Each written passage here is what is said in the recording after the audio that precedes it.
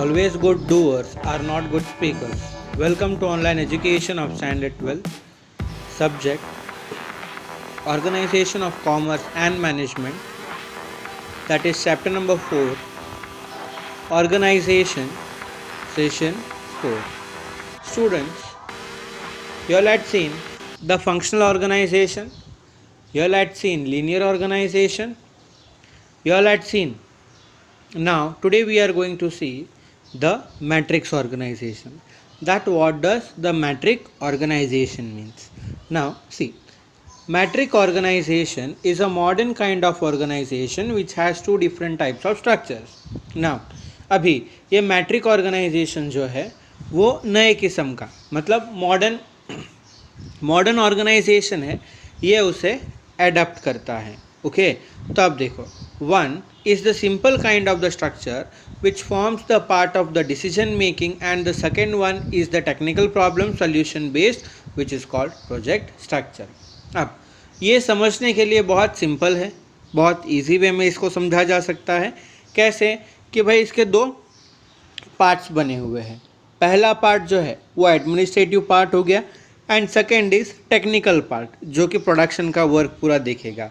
तो इसीलिए इस ऑर्गेनाइजेशन को प्रोजेक्ट स्ट्रक्चर भी बोला जा सकता है. क्लियर? तो अब इन दोनों का कॉम्बिनेशन कि भाई एडमिनिस्ट्रेटिव वाला भी पार्ट और प्लस टेक्निकल वाला भी पार्ट, इन दोनों को मिला के क्या होगा, उन दोनों को मिला के मैट्रिक ऑर्गेनाइजेशन कहलाएगा. समझे? Then hence matrix organization is a modern organization type in which work based and project based are peculiarities. अब यहाँ पर देखो फिर से वही बात आई कि भाई दो चीज़ें यहाँ पर ज़रूरी होती है. It is based on completely on two parts. दो पार्ट्स पर ये पूरा जुड़ा हुआ है. एक कम्प्लीटली वर्क बेस्ड पर है और दूसरा है प्रोजेक्ट बेस्ड पर. In this type of organization the specialized work needs are given benefits. At the same time project management benefits are also obtained. तो यहाँ पर जो स्पेशलाइज्ड वर्क है, जो स्पेशलाइज्ड स्किल है, तो यहाँ पर उसका बेनिफिट मिलेगा और साथ ही साथ क्या होगा कि भाई प्रोजेक्ट्स जो है वो टाइमली होते जाएंगे. कि एक पर्टिकुलर पर्सन इस प्रोजेक्ट में ये वर्क कर रहा हो, देन सेकेंड प्रोजेक्ट में भी वही पर्सन वही वर्क करेगा, जिससे क्या कि एक स्पेशलाइजेशन भी मिलेगा. It is a multi based structure. तो यहाँ पर उसको एक मल्टी बेस्ड स्ट्रक्चर भी कहा गया है. अब उसकी डिज़ाइन कैसे है, अब यहाँ पर समझते हैं कि भाई डिज़ाइन किस अकॉर्डिंग यहाँ पर रहेगी. देखना, जैसे अब यहाँ पर डिपार्टमेंट्स कई तरीके के. Okay, then next it will be divided into project wise. तो अब यहाँ पर डिपार्टमेंट, सपोज मैकेनिकल डिपार्टमेंट हो गया, प्रोडक्शन डिपार्टमेंट हो गया, यहाँ पर सेल्स डिपार्टमेंट हो गया. देन अब यहाँ पर प्रोजेक्ट 1, प्रोजेक्ट 2, प्रोजेक्ट 3. ये पर्टिकुलर ग्रुप जो है प्रोजेक्ट 1 में भी मैकेनिकल का ही काम संभालेगा, प्रोजेक्ट 2 में भी सेम एंड प्रोजेक्ट 3 में भी सेम. क्लियर? तो सेम उसी तरीके से यहाँ पर ये ग्रुप बाय ग्रुप वर्क इस अकॉर्डिंग ये लोग करेंगे. तो जहाँ पर प्रोजेक्ट बेस्ड एक्टिविटी होती है that will be known as matrix organisation. Clear? देखो, in matrix organisation we find the combination of work based and project based organisation. अब यहाँ पर वर्क बेस्ड भी काम चलेगा और प्रोजेक्ट बेस्ड भी काम यहाँ पर चलेगा. In this type of organization, each project manager is given different type of work responsibility. अब particularly अलग अलग मेंबर्स को अलग अलग तरीके की रिस्पॉन्सिबिलिटीज दी जाती है as per their ability, as per their skill, as per their knowledge. Okay, same उसी अकॉर्डिंग यहाँ पर क्या है कि उस तरीके से अथॉरिटी और रिस्पॉन्सिबिलिटी असाइन की जाएगी. As many project managers are appointed as per the number of projects. अब नंबर ऑफ प्रोजेक्ट्स जितने हैं 1 2 3, जैसे कि यहाँ पर पीछे देख सकते हो कि भाई 3 प्रोजेक्ट बने हुए हैं, तो उतने प्रोजेक्ट मैनेजर्स को असाइन किया जाएगा एंड टास्क भी उसी अकॉर्डिंग उनको दिया जाएगा विद दैट स्टिपुलेटेड टारगेट कि भाई within this much target you have to accomplish that particular work. Clear? He is also responsible to complete it in on time. Time पे complete होना चाहिए। The expert from different staff members are obtained from different work area. अब जो अलग अलग experts है, अलग अलग स्टाफ वगैरह है, वो काफ़ी सारे एरिया से आएंगे and of selected experts are divided into different groups. और जो वो सिलेक्टेड मेंबर्स है उनको अलग अलग ग्रुप्स में बांटा जाएगा। जैसे for example computer expert, research expert, manufacturers and creation special expert, technical expert, etc. These kind of experts are obtained from different work groups. तो जैसे जैसे वर्क वगैरह होगा उस अकॉर्डिंग यहाँ पर क्या कि उस तरीके से डिस्ट्रीब्यूट किया जाएगा and the thing will be happening in that particular manner. Once when the work is done they are sent to the respective work areas to which they belong. अब जहाँ से अभी यहाँ पर सिलेक्ट कर लिया लोगों को, अब वो वर्क एकम्प्लिश हो गया, फिर से उन लोगों को वापस से जिस एरिया से वो बिलोंग करते हैं, जहाँ पर वो वर्क करते हैं, उस एरिया में पता चल जाता है, वापस उनको भेज दिया जाता है. Clear? Then from the above diagram it is clear that in the matrix organization the flow of authority is double folded. अब जैसे कि मैंने तुम लोगों को वो डायग्राम ड्रॉ करके बताया कि किस अकॉर्डिंग मैट्रिक्स ऑर्गेनाइजेशन वर्क करेगा, तो यहाँ पर जो अथॉरिटी है वो डबल फोल्डेड है. अब डबल फोल्डेड का मतलब क्या? यहाँ पर ऊपर से नीचे मतलब from top to bottom also the authority and responsibility flows and from bottom to top also the responsibility flows. For example general manager from the upper level passes on the project head to the lower level in the linear manner. एक simple से line में वो यहाँ पर उनके जो भी project होंगे, जो टास्क होगा, ओके, तो वो पास करेगा linear wise. Then it is also mentioned here that all the project head functions independently. हर एक प्रोजेक्ट का अलग अलग ऑब्जेक्टिव होगा and they will be working in that manner. तो सारे जो प्रोजेक्ट के मेंबर्स होंगे वो इंडिपेंडेंटली वर्क करेंगे. They obtain experts needed by them from the different work group और एरिया. इसलिए उनको अलग अलग एक्सपर्ट्स वगैरह चाहिए होते हैं कि भाई वो अच्छे से वर्क को एकम्प्लिश कर सके. This kind of structure is more needed where there is more need of short term work requirements. जहाँ पर छोटे छोटे प्रोजेक्ट्स होते हैं, बहुत शॉर्ट टर्म में काम होता है, ओके, तो वहाँ पर ऐसा ये मैट्रिक्स ऑर्गेनाइजेशन देखने को मिलता है. Then the topic is decentralization. Decentralization का एक सिंपल सा मतलब ये होता है कि जहाँ पर अथॉरिटी और रिस्पॉन्सिबिलिटी इसको डिवाइड और डिस्ट्रीब्यूट कर दिया जाता है, दैट मीन्स डिसेंट्रलाइजेशन. क्लियर? देखो, some of the business units are such when authority centralized at the top level only and most of the decisions are taken by top level. अब कई सारे business unit ऐसे होते हैं जहाँ पर top level वाले ही सारे डिसीजंस वगैरह लेंगे, ओके. देखो, in some of the business organisations the decision making is done by all the levels at the certain kind of decision are taken as per the requirement of the work needed. जिस according work चलेगा, उनको जिस according work चाहिए होगा, okay, तो decision उस according लिया जाता है. कई सारे बिजनेस ऑर्गेनाइजेशंस में ये देखने को मिलता है.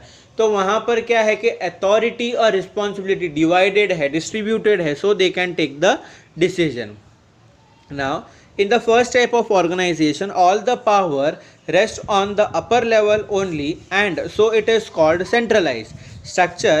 But in the second type of power are distributed and all the levels have specific power and so are called decentralization of authority. अब फर्स्ट पॉइंट में ये देखा था कि भाई मतलब जो भी सारे डिसीजंस वगैरह है वो टॉप लेवल वाले लेंगे. एंड सेकंड में क्या देखा कि जो डिसीजंस है एज पर द सिचुएशन कोई भी ले सकता है, कोई भी लेवल का, मतलब अपने अकॉर्डिंग जो भी सर्कमस्टेंसेस बनते, सिचुएशन होती है, उस अकॉर्डिंग वो डिसीजंस लेंगे. तो उसको क्या बोला जाएगा? Decentralization of authority. अब इसका कॉन्सेप्ट क्या? The thought of decentralization is very important from the view point of authority and responsibility. अब अथॉरिटी और रिस्पॉन्सिबिलिटी पॉइंट ऑफ व्यू से बहुत इंपॉर्टेंट है ये. अब अथॉरिटी और रिस्पॉन्सिबिलिटी पॉइंट ऑफ व्यू से कैसे?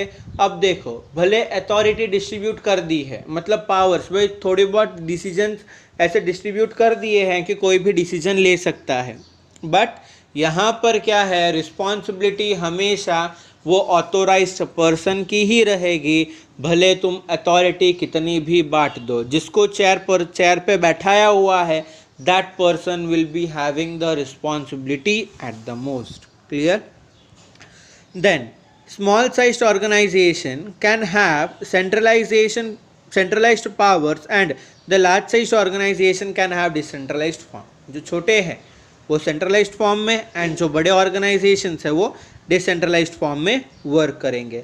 This can bring success to the organization. और ये जो concept है वो क्या सक्सेस लेके आएगा. क्यों? क्योंकि भाई एक स्पेशलाइज्ड स्किल मिलेगी, स्पेशलाइजेशन मिलेगा. कहीं पर भी मतलब वो एक एम्प्लॉय जो है वो रिजिड नहीं होंगे.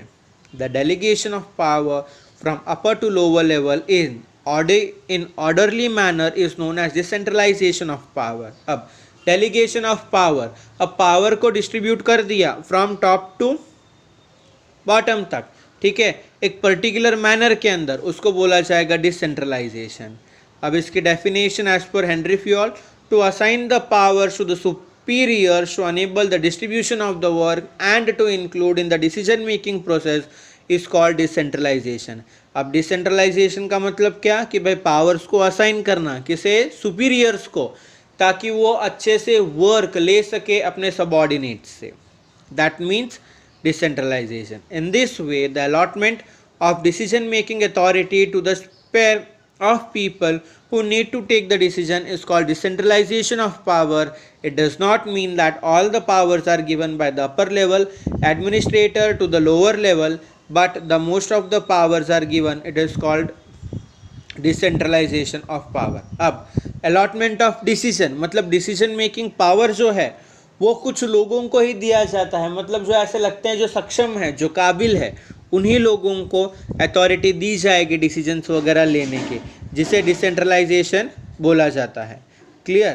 तो अब यहाँ पर क्या, it does not mean that all the powers are given by the upper level. ऐसे ज़रूरी नहीं कि भाई सारे जो पावर्स है वो अपर लेवल वाला ही वहाँ पर डेलीगेट करेगा.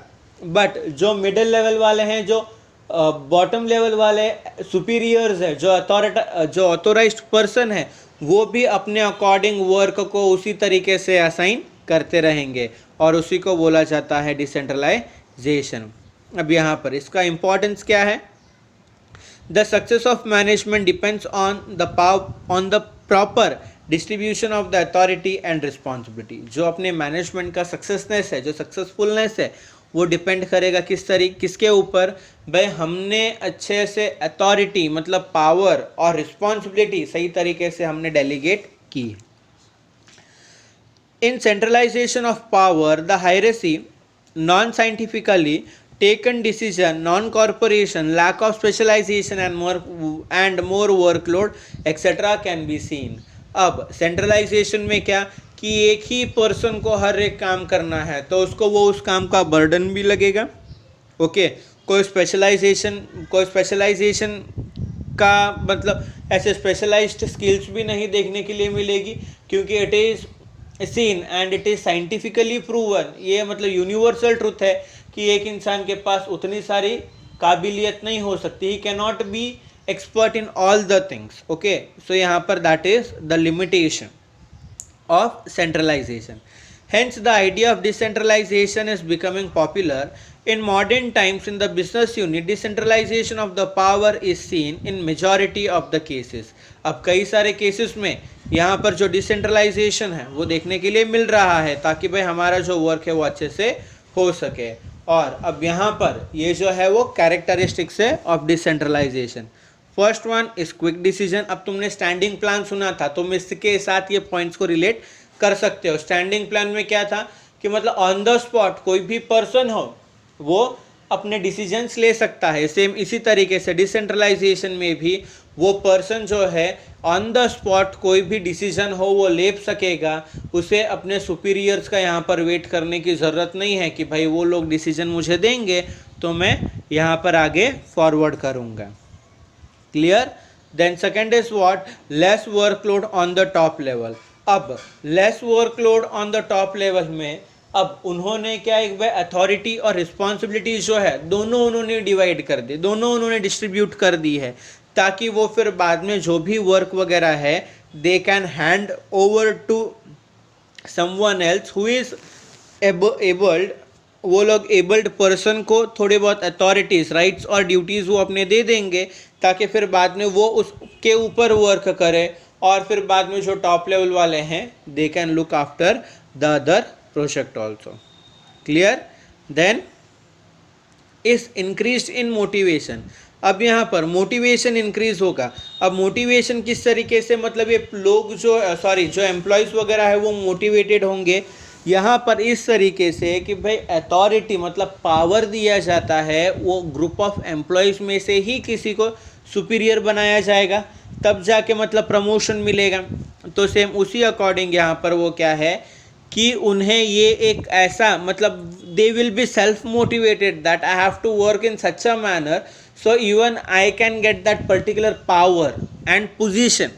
उन्हें भी ऐसे लगेगा कि भाई हमें वो पर्टिकुलरली पावर और पोजीशन हमें मिलनी चाहिए। Then increase in management abilities. अब मैनेजमेंट के की जो एबिलिटीज़ है वो इम्प्रूव होगी, वो इंक्रीज होगी किस अकॉर्डिंग, भाई जो एम्प्लॉयज़ वगैरह है, अब एम्प्लॉयज़ में से ही किसी पर्सन को सुपीरियर बनाया जाएगा या तो कहीं बाहर से लेके आएंगे। क्लियर? अब उस पर्टिकुलर पोस्ट को, उस पोजीशन को बनाया है, फिर बाद में उसको रिक्रूट किया गया है, तो फिर यहाँ पर क्या कि कई सारे स्किल्स वगैरह देखने के लिए मिलेंगे, कुछ नया टैलेंट देखने के लिए मिलेगा। तो ये सारी चीज़ें यहाँ पर मैनेजमेंट की जो एबिलिटीज़ है वो इम्प्रूव करेगी। Effective control. अब इफेक्टिव कंट्रोल होगा यहाँ पर, अब एम्प्लॉयज़ है, अब एम्प्लॉयज़ के ग्रुप में से ही यहाँ पर किसी को सुपीरियर बनाया है तो सबकी कमियाँ पता रहेगी उस पर्सन को। जैसे क्लास के अंदर मॉनिटर किसे बनाया जाता है, फर्स्ट थिंग जो कि सबसे होशियार हो या तो जो सबसे मस्तीखोर हो, इन दो लोगों को ही बनाया जाता है। तो उस तरीके, क्योंकि उन्हें पता होता है कौन क्या काम करेगा, किस तरीके से वो मतलब क्लास को डिस्टर्ब कर सकते हैं। तो सेम उसी तरीके से यहाँ पर एम्प्लॉयज़ को भी कौन कामचोर है और कौन काम अच्छे से कर सकता है, किसके अंदर क्या कमियां हैं और क्या खूबियां हैं, वो अच्छे से जान सकते हैं और इसलिए इफेक्टिव कंट्रोल भी बनता है। Then harmony is created. अब हार्मनी किस अकॉर्डिंग, क्योंकि उन्हीं लोगों के, उन्हीं एम्प्लॉयज़ के ग्रुप में से एक पर्सन को बनाया गया है, तो फिर वो लोग ये चाहेंगे कि भाई जो हमारे बीच में से जो एक पर्सन बना हुआ है तो उसका वर्क एकदम अच्छे से होना चाहिए। If that particular person has kept the personal relationship with the all then only it is possible. Clear? तो हार्मनी मेंटेन होती है। अब इसका लिमिटेशन क्या है? अब इसका limitation, the place where the organization is running on a very small scale and the business secrets are to be maintained with the great vigilance. In this case decentralization cannot be accepted sometimes due to the common policy not implemented or coordination not maintained properly.